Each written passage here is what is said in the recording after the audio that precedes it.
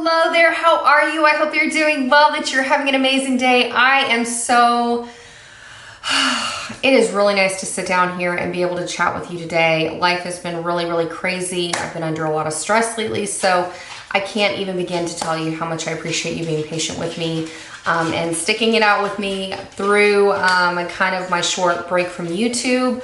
It's just like I said, I've had a lot going on. I've had my floors redone. I've had a lot going on with my kids. School started back up for me and for my kids, and so it's just been a lot kind of compounding. And then on top of that, like, my husband's schedule is going to change, and so that's going to, you know, again, kind of shift what routine is going to look like. So since I didn't have the opportunity to sit down and film a what's in my makeup bag in January, because frankly I just ran out of time, I wanted to kind of run through with you what I've been using on my face, kind of give you a quick talk on eyeshadows. But I will have some updates coming because I think I've missed my Pan That Palette update for January. I mean, I had my intro video with my Lorac Pro 2, and then I've also got an update for you with my Single Ladies and my Man Matte eyeshadow challenge. And so there's a lot that I need to sit down and film. And now that I'm kind of finding some space to do it, I've got my coffee here.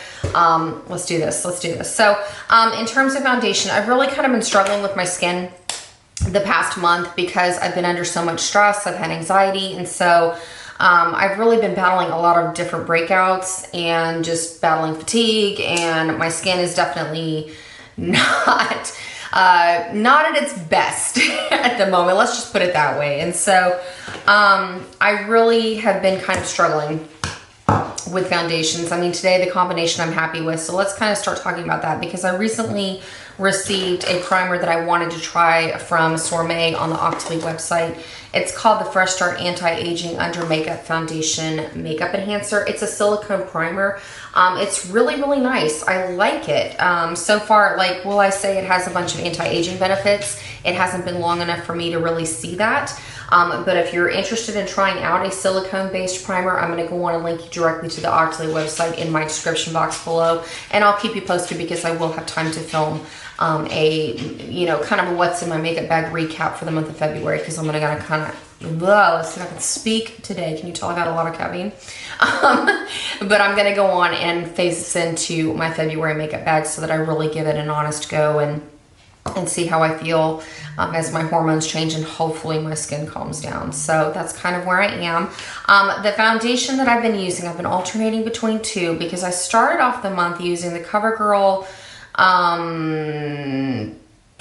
it's the Hydrating Makeup Foundation in Creamy Natural CoverGirl Smoothers. There's a Kroger sticker across the top.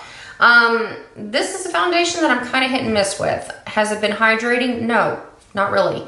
I do notice that it settles in fine lines, and so what I did to kind of combat that is I would mix it in with my Clarins Double Serum Hydric and Lipidic System serum, and that worked well enough. What I would do is I would take a pump of this on the back of my hand, put a little bit of foundation, and apply that with a dampened beauty sponge.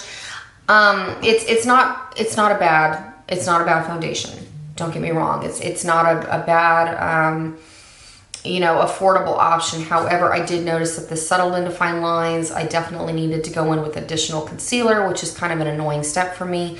So this certainly helped, but on its own, I was not a fan of this. And mixed with the Sorme primer, it's all right.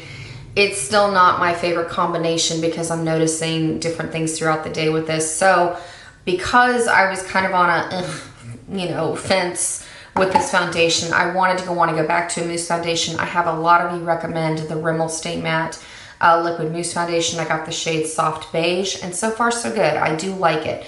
Now, I am noticing that it is a much different coverage than that CoverGirl Smoother, so it takes a little bit of getting used to going back and forth, because this is certainly a lot lighter of a coverage than going back to a mousse foundation. But I have to admit, I love and appreciate how smooth this makes my skin. I really like it with the Sorme foundation primer, and I also like it with the serum foundation. So I'm definitely still in the mindset that I think that a mousse formula foundation is my holy grail formula. I like that the best. I don't have to go in with an additional concealer if I don't need to, but if I want to, that option is there. Speaking of concealer, so I have wanted to try the NARS Radiant Creamy Concealer for years. And I finally bit the bullet and bought this a while back. It had been sitting in my backup stash because I really like my Maybelline concealers as well.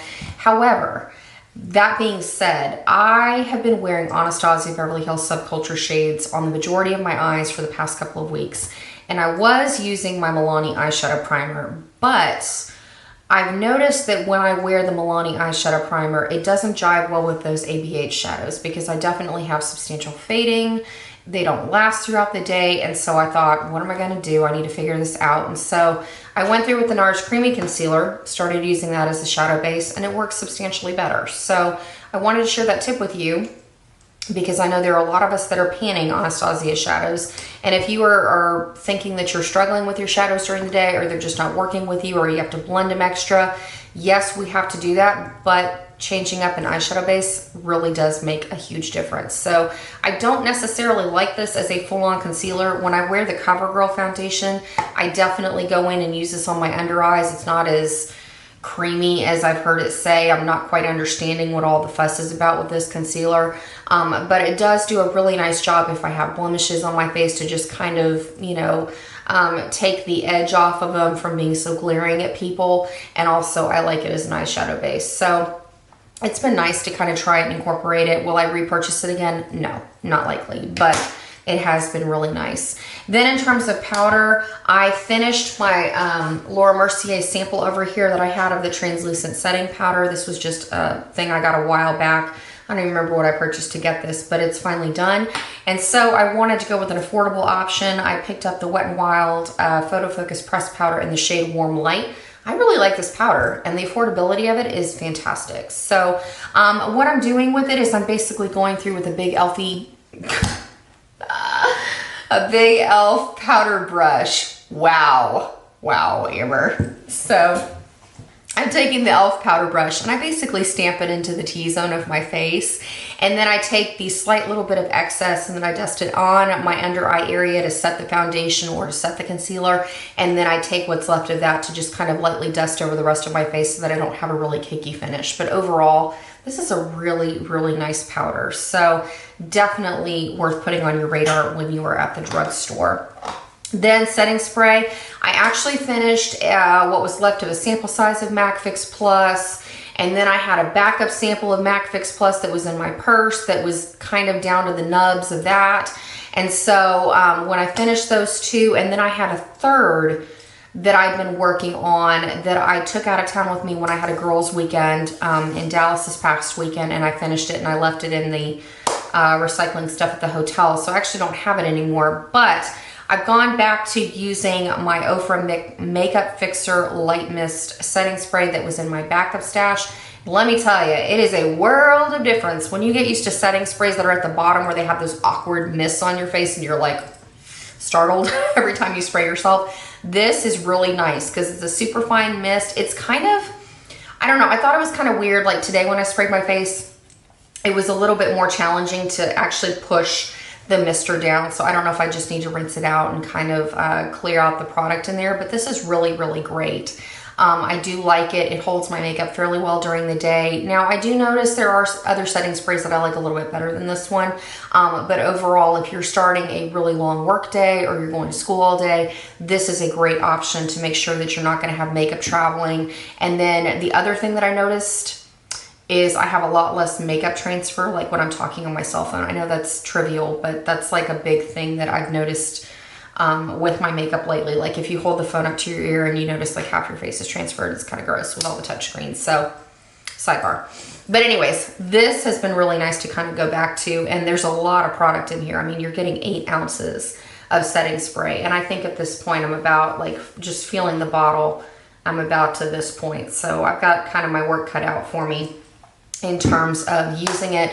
But also, this is kind of a sidebar for another video.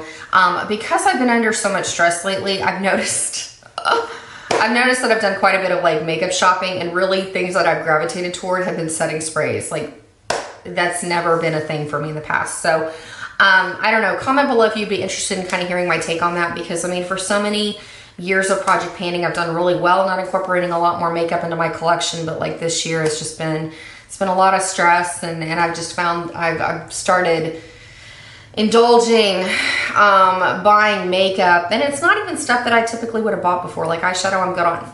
Anyways, that's for another video. We'll talk about that, but let me know below if you'd be interested in hearing that, because I'm ready to kind of get back on task and get back to my gung-ho attitude about project panning and whittling down my stash. But I had a little bit of a momentary like impulse lapse, if you will. So anyways, okay. Then in terms of eyeshadow, I'm going to leave that for the Pan That Palette update and for the Single Ladies and My Man matte. But in terms of that, kind of what's driving my eyeshadow game right now, I'm still wearing this red look. I'm sure you're probably sick of hearing it, but truly this month I needed a streamlined makeup routine because I've had so much going on. And the other factor that has determined my makeup lately is my determination to hit pan in this Clinique Colourpop blush. I still haven't done it yet, but I'm determined. I'm back in a love affair with it. I went through a couple of weeks where I was kind of like, ugh, you know, but my enthusiasm has rejuvenated. And in fact, I'm even wondering if I should make, you know, one more month of just kind of dedicating my time to this to see if by the end of February I could hit pan on this, because 28 days, surely I could do something. I don't know, but the determination is there, and I have been enjoying it, and it's helping me to honestly make quite a bit of progress that I wanted to make for the eyeshadows that I'm wanting to pan, so we're gonna stick with it. Bronzer, I was using an OFRA bronzer that I received from Octoly last month in a universal shade. It was kind of on the orangey side. Too much coffee. It was a little bit on the orangey side.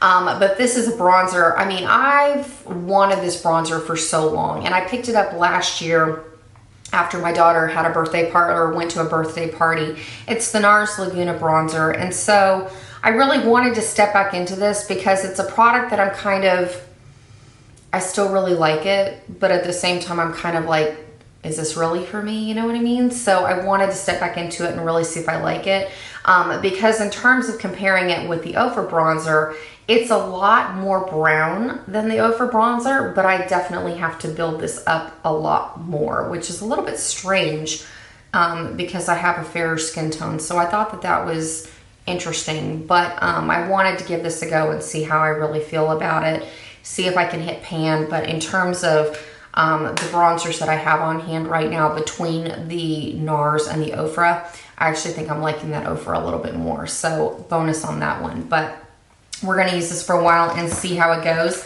Then eyebrow wise, I'm still working on my PUR Cosmetics Arch Nemesis 4-in-1 dual-ended brow pencil because it has the micro brow pencil on this side and then the wider pencil on this side. I'm still enjoying it. I'm also using the eyeliner that I received as well from Octoly and PUR Cosmetics in the, what's it called? Let's see if I can find it.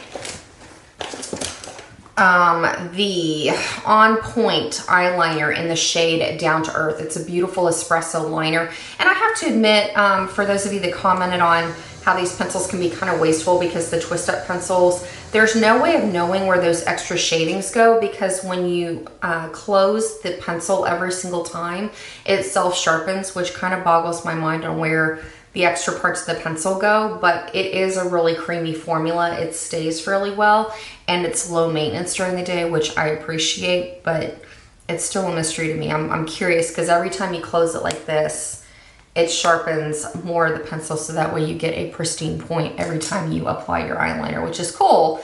But at the same time, I'm kind of like, that is some crazy magic going on with makeup over there. Then in terms of eyeshadow bases, I really was on kind of a hunt because I've been digging peach eyeshadow. I fell in love with it last year. And one of the reasons I loved it is because I was actually using a NYX concealer as an eyeshadow base last year. It worked better for me than MAC's Soft Ochre Paint Pot because it was just enough of a yellow where it was extremely brightening, but it was subtle. But unfortunately, I have seen that NYX does not make that pencil anymore. I've looked at drugstores, I've looked at Ulta, I've looked online, and I can't seem to find it. And so I've been on the hunt ever since then to kind of figure out a shadow base that I would like just as well, like a matte yellow base. This is not ideal, but it kind of works. I've been going through with the NYX Faux White Eyeliner in the shade Vanilla because it has a little bit of a buttery yellow hue to it. So I've been going over my eyelid with this, and then I'm topping it with my peach shadow to give me a really brightening base on my eye. And I hear your suggestions of like, why don't you just use the NYX Jumbo Eyeshadow Base in Milk? And I like that, but at the same time, since I'm already using that in my highlighting area, I want that to be kind of the standout with a brighter shadow, so that way you notice the dimension across my eyes between my inner corners and my brow bone. And so I wanted something a little bit more subtle and definitely more yellow on my eyes. So there's the NYX Milk versus the NYX Vanilla shade. And so, I mean, it's not ideal. I like it. I've also tried the NYX Wonder Pencil in light that I use on my waterline, and that works fairly well. This is probably the closest. Actually, you know what I might do? I might just mix these two pencils, and that could give me the effect I want. I don't know. I'll keep you posted on that and see if I like that combination, because it'd be just enough flesh tone with just enough yellow mixed with that peach shade on my eyes that it might be exactly what I want. So, stroke of genius there. We'll try that out.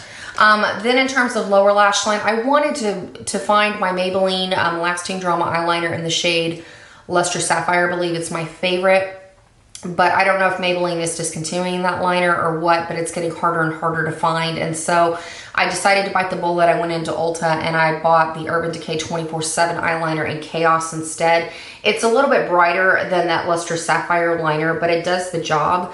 I think it's a little bit overpriced for what it is. I mean, paying over $20 for an eyeliner pencil is kind of silly to me, but it does the job. And what I'm doing is I'm going on my lower lash line with this, and then I'm setting it with the shade Navy from my Lorac Pro 2.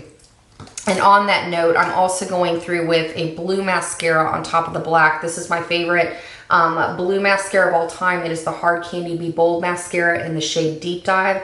This is awesome if you really want to brighten your eyes, if you want to give some pop and some zing to your eyeshadow looks. It really does wonders while being subtle, even though it's kind of a scary blue when you look at it on the brush coming out of the wand or coming out of the tube. So just share that tip. I know Tiffany D talked about that years and years and years ago when she used to do her MAC tutorials about layering blue mascara over black. It does wonders for really making your eye color pop versus having your eyeshadow kind of be the focus of your makeup look.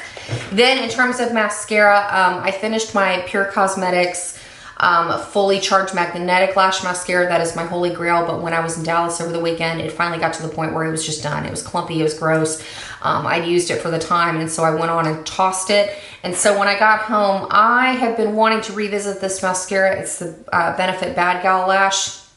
It's a mascara I used to love, and so I've been wearing this for the past couple of days, and it's taken me a while to get used to the formula again because it's a lot thinner than the PUR Cosmetics, but I really do like this. It doesn't leave a spidery effect on my lashes. They're very thin. Well, that's not what I'm looking for. Okay, so I don't get spider lashes, but I still get the volume. Does that make sense? You know what I mean? Like they're spread out and pretty and not like crazy. I hope that made sense, because otherwise it sounds really bad. But I like it. I like it. I'm glad to revisit it. We'll just leave it at that. And then in terms of lips, I have been going through quite a few options. So first off, I actually finished another MAC Whirl lip liner this morning. The lip combo I'm currently wearing is what was left of this Whirl lip liner, along with the Wet n Wild lipstick in the shade Cinnamon Spice. Really easy go-to. My lips but better, but on the darker side. I also, another combination that I've been loving lately, because I really wanted to try some of those new Maybelline lipsticks that have the oil in them. They're in the rose gold packaging. I don't remember exactly what they're called. Shine a Clot, I think.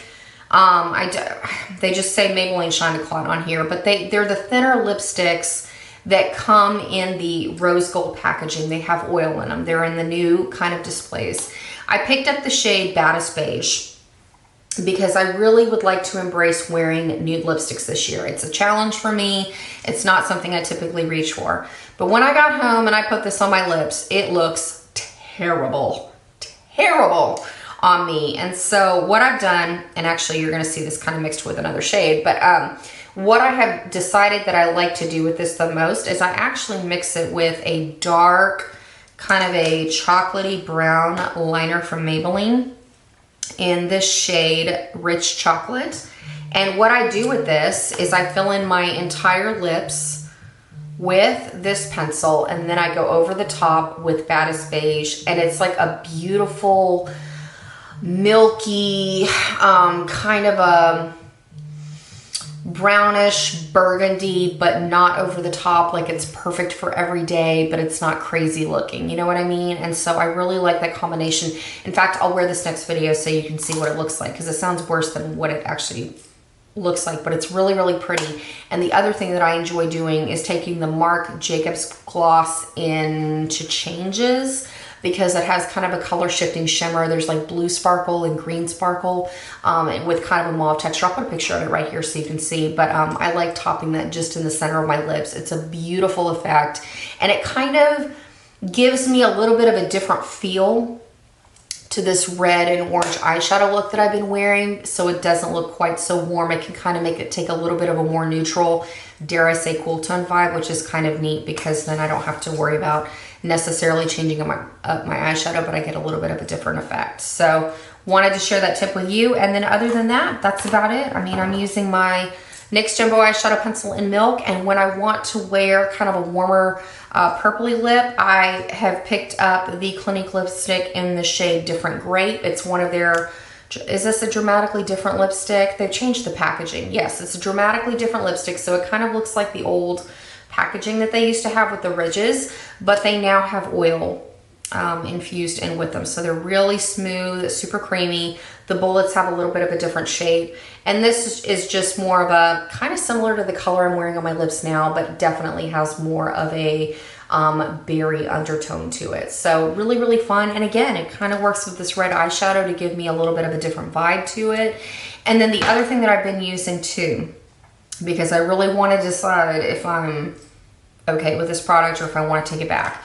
I bit the bullets and I bought one of those Dior Addict lip glosses. Man, this is overpriced for what it is.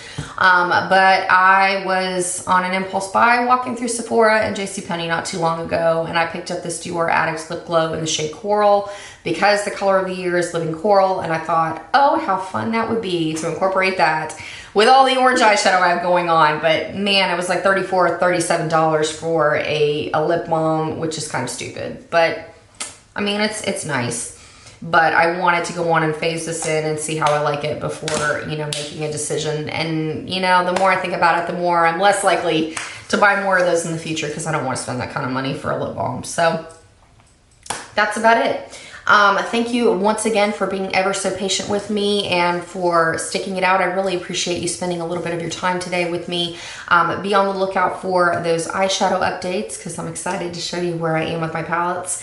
And also too, I need to go on and change out some things for a February makeup bag, and I have some looks that I'd like to go on and get filmed now that things are kind of starting to calm down. They're not officially calmed down, but things are kind of falling into place, and I feel like I can catch a breath, because it's been kind of challenging to do that lately. I don't even know what day it is anymore, because it's been so busy. So have a fantastic rest of your day, and I look forward to catching up with you really, really soon. Take care.